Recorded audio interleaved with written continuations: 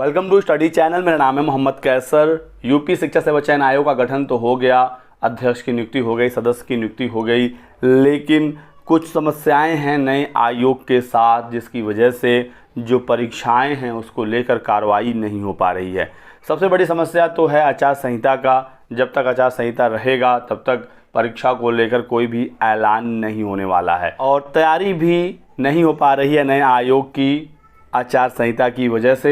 नए आयोग का बोर्ड वगैरह तो लग गया है, मैंने आपको पिछले वीडियोस में भी दिखाया है, आप देख सकते हैं। उत्तर प्रदेश शिक्षा सेवा चयन आयोग एलनगंज प्रयागराज का बोर्ड लग गया है। ये वही बिल्डिंग है जहां पर पहले माध्यमिक शिक्षा सेवा चयन बोर्ड कार्य किया करता था, उसी को अब नया शिक्षा सेवा चयन आयोग की बिल्डिंग के रूप में स्थापित किया गया है। लेकिन प्रॉब्लम क्या है आप ये समझिएगा कि उच्चतर शिक्षा सेवा चयन आयोग और माध्यमिक शिक्षा सेवा चयन बोर्ड का आपस में विलय होना है। दोनों के अधिकारी कर्मचारी एक ही बिल्डिंग में समायोजित होंगे और वो नए शिक्षा सेवा चयन आयोग में काम करेंगे, लेकिन दोनों आयोगों के विलय का जो नोटिफिकेशन है वो अभी तक जारी नहीं हो पाया है और अधिकारियों कर्मचारियों का समायोजन नहीं होने की वजह से काफ़ी समस्याएं आ रही हैं। नवगठित आयोग में प्रशासनिक अड़चन भी आ रही है और ये जो अधिकारी कर्मचारी हैं इनका वेतन भी संबंधित आयोग या बोर्ड से ही किया जाएगा जहां पर ये पहले काम कर रहे थे।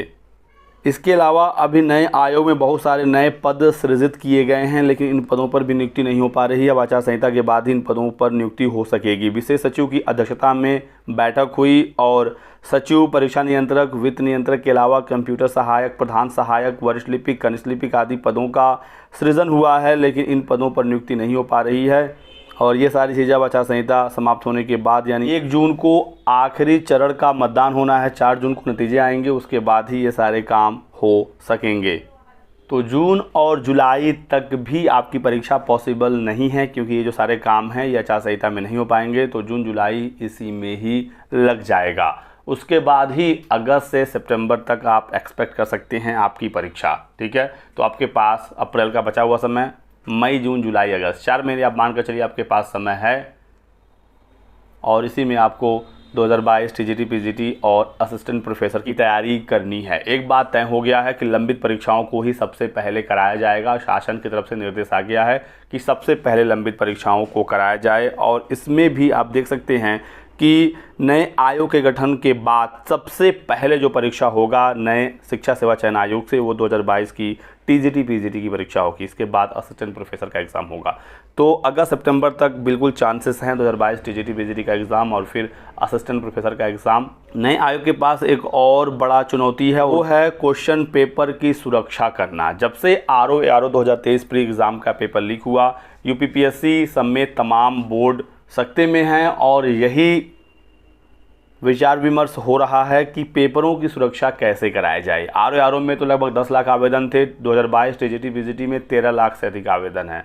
तो किस प्रकार से पेपर की सुरक्षा हो और केंद्रों का निर्धारण, एग्ज़ाम सेंटर का चयन कैसे नया आयोग करे ताकि कोई आगे चलकर समस्या ना हो, ये बहुत बड़ी चुनौती है। आरओ से अधिक टीजीटी, पीजीटी के लिए आवेदन आए हैं और सबसे पहले टीजीटी, पीजीटी का ही परीक्षा कराना है। इतना बड़ा परीक्षा नए आयोग के लिए आसान नहीं होगा, ये पहला परीक्षा होगा, नया आयोग कराएगा।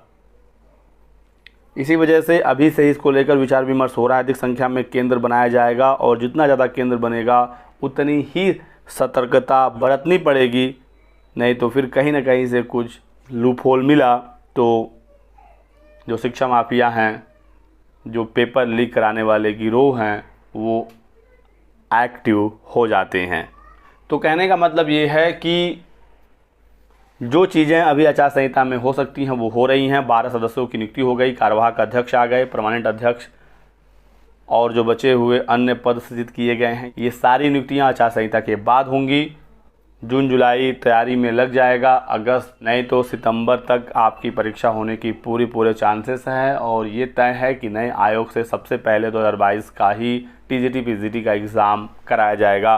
उसके बाद ही कुछ नए विज्ञापन देखने को मिलेंगे, चाहे वो यूपी टेट हो, प्राथमिक शिक्षक भर्ती हो, टीजीटी, पीजीटी जो भी हो। जो होना है वो बाद में होना है, पहले लंबित परीक्षाओं को ही कराया जाएगा।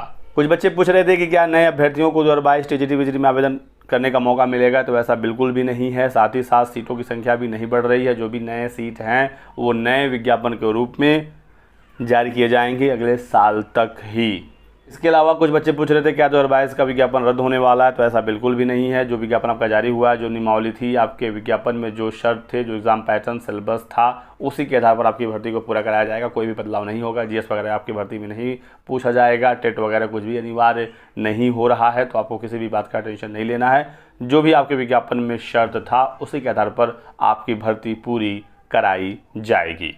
बाकी आगे कोई और अपडेट आती है, जानकारी निकलती है, सूचना आपको दिया जाएगा। आप हमारे साथ बने रहिएगा। वीडियो को लाइक कर दें, चैनल को सब्सक्राइब कर लीजिए और हमारे साथ बने रहिए। Thanks for watching.